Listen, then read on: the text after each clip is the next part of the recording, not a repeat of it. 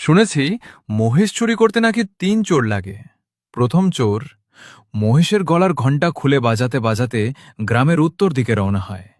দ্বিতীয় চোর মহেশ নিয়ে গ্রামের দক্ষিণ দিকে যেতে থাকে। তৃতীয় চোর ভালো মানুষ সেজে গ্রামের মানুষের সাথে মিশে যায়।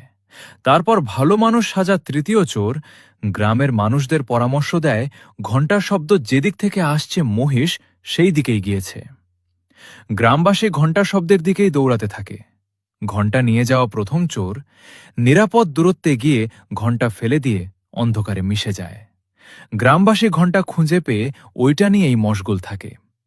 ঘণ্টা নিয়ে যাওয়া প্রথম চোর নিরাপদ দূরত্বে গিয়ে ঘণ্টা ফেলে দিয়ে অন্ধকারে মিশে যায়।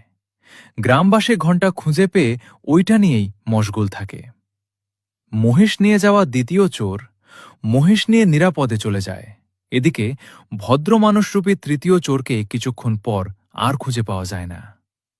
যাই হোক, এদেশের যে কোনো ইস্যুতে মিডিয়া প্রথমে ঘণ্টা বাজিয়ে বাজিয়ে একদিকে যেতে যেতে হঠাৎ মিলিয়ে যায়। তারপর কথিত সুশীল সমাজের পরামর্শে দেশবাসী ঘণ্টা শব্দের দিকেই হাঁটতে থাকে। এদিকে ঘটনার মূল নায়ক ঘটনা ঘটিয়ে নিরাপদ স্থানে পৌঁছে যায়।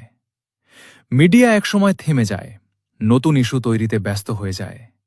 দেশবাসী কুড়িয়ে পাওয়া ঘণ্টাটা বাজাতে থাকে, বাজাতেই থাকে আর ভাবতে থাকে কি হলো, কিভাবে হলো।